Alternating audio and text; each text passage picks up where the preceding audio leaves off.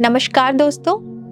जैसा कि आप सभी लोग जानते हैं कि जितने भी देवतागण हैं उनमें जो सर्वश्रेष्ठ देवता है उनका जो दर्जा दिया गया है वो है ब्रह्मा, विष्णु और महेश।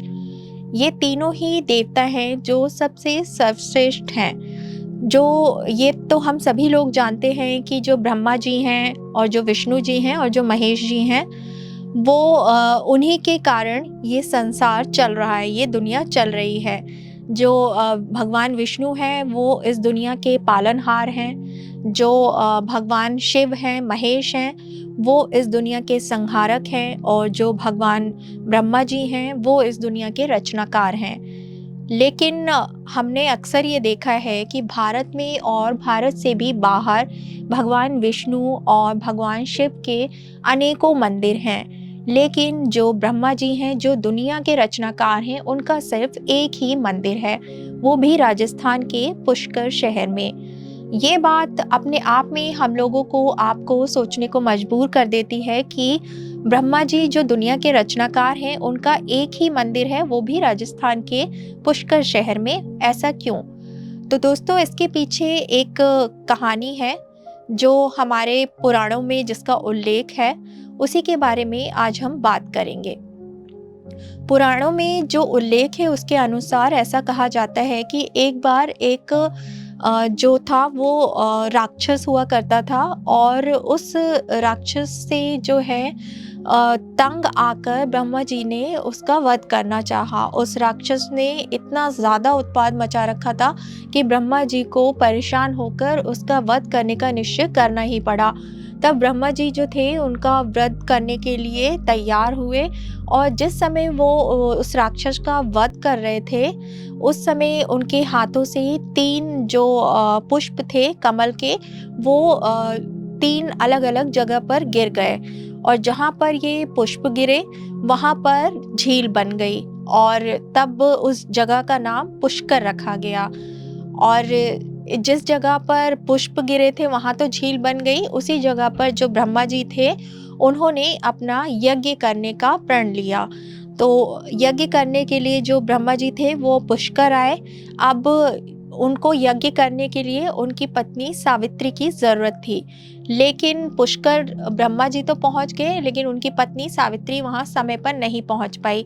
अब यज्ञ के अनुसार उनको अपनी पत्नी का वहाँ पर होना बहुत ज़रूरी था, तो उन्होंने उसकी कमी को पूरा करने के लिए गुर्जर समुदाय की एक युवती गायत्री से विवाह कर लिया। और जैसे ही वो विवाह करने के लिए बैठे दोनों लोग, तभी जो सावित्री थी ब्रह्मा जी की पत्नी, वो वहाँ पर आ गईं और उन्होंने देखा कि जो गायत्री हैं वो ब्रह्मा जी के बगल में बैठी हुई हैं विवाह स्थान पर।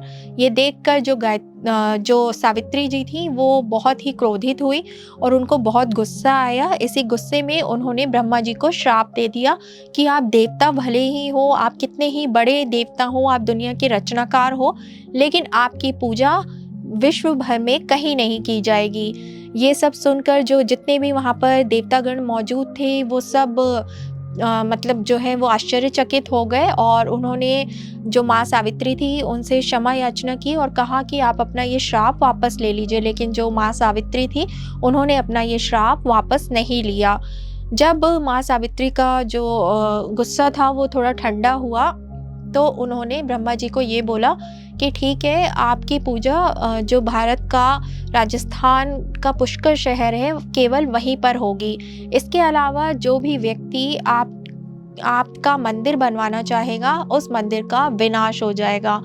यही एक कारण है जिसके कारण जो ब्रह्मा जी का मंदिर है वो भारत में सिर्फ एक ही जगह है, राजस्थान के पुष्कर शहर में। ऐसा भी कहा जाता है कि जो ब्रह्मा जी थे उन्होंने अपनी जो तपस्या की थी, यज्ञ किया था, वो कार्तिक माह की पूर्णिमा वाले दिन किया था। इसीलिए ऐसी मान्यता है कि यहाँ पर जो कार्तिक माह का पूर्णिमा वाला दिन होता है, यहाँ पर बहुत बड़े लेवल पे एक मेले का आयोजन होता है, जहाँ पर विदेशों से और देश से काफ़ी लोग हज़ारों की संख्या में घूमने आते हैं और इस मंदिर के दर्शन करने के लिए आते हैं। ये जो मंदिर है ये किसने बनवाया, कैसे बना, ये आज तक फ़िलहाल कोई नहीं जान पाया है। लेकिन कहीं-कहीं पर ऐसा उल्लेख किया गया है कि बहुत पुराने समय, लगभग 1200 वर्ष पुराने शासनकाल में एक राजा हुआ करते थे। उनके स्वप्न में भगवान आए और उन्होंने कहा कि एक मंदिर है तुम्हारे महल के पीछे, पुराना मंदिर है, उसका आप देख-रेख करिए, रख-रखाव करिए।